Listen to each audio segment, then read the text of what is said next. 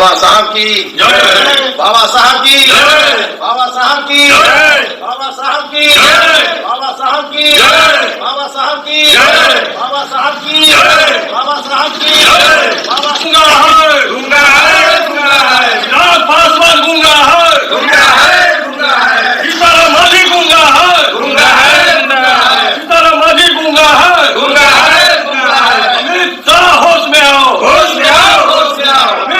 आपने सुना किस कदर भीमराव अंबेडकर के समर्थक बने आरजेडी नेताओं ने किस प्रकार चिराग पासवान, जीतन राम मांझी और नीतीश कुमार को तंज कसते हुए नजर आए।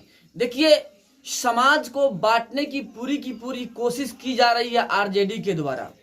एक तरफ जातीय जनगणना करवाते हैं, जातियों में बांटना चाहते हैं पूरे बिहार को। 2025 में विधानसभा चुनाव होने वाला है, कहां पे कौन सी जातियां हैं यह जान करके उनके अनुसार वहां पे जाकर भाषण देंगे और वोट बैंक बनाएंगे।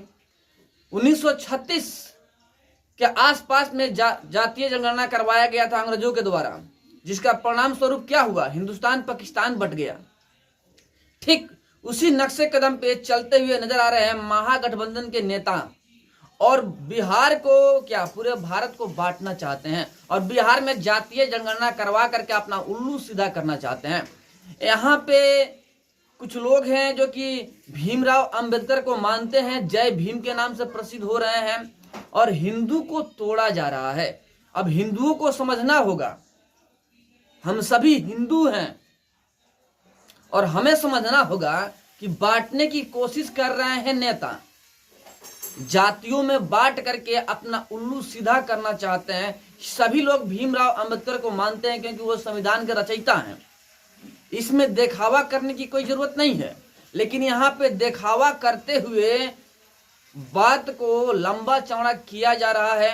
किस प्रकार चिराग पासवान के खिलाफ लोग हो चुके हैं, जीतन राम मांझी के खिलाफ हो चुके हैं, नीतीश कुमार के खिलाफ हो चुके हैं, सभी के सभी आरजेडी के नेता हैं। और आरजेडी महागठबंधन है, और महागठबंधन जो है हमेशा से हिंदुओं को बांटने का कार्य किया है। और 2025 के जो विधानसभा चुनाव होने वाला है, इसमें भी हिंदुओं को बांट करके आरजेडी वोट बैंक बनाना चाहती है अपना। लेकिन एक बात बता दें, आप लोग भी गौर से समझिएगा कि जातियों में बंटने से कुछ नहीं होगा, आप सबको एक होना होगा। अगर बिहार को फर्स्ट में लाना है तो सभी बिहारियों को एक साथ होना होगा। हिंदू मुस्लिम सिख ईसाई छोड़ करके केवल और केवल बिहार को कैसे आगे ले जाए, बिहार को कैसे पूरे भारत में अव्वल दर्जा पे लाए, यह सोचते हुए सभी को एक होकर के किसी एक बढ़िया नेता को चुनना होगा जो कि बिहार के लिए कार्य करे, न कि जाति में बांटे। अब आप लोग सोचिए कि आखिर कौन है जो बिहारियों के हक के लिए लड़ेगा, न कि बिहारियों को जात में बांटेगा। जो शख्स हो जो बिहारियों के हक के लिए लड़े, उससे आप वोट दीजिए और उसे जिताइए। अब बताइए कौन वो शख्स है? क्या तेजस्वी यादव हैं जो बिहारियों के हक के लिए लड़ेंगे या जातियों में बांटने का कार्य करेंगे?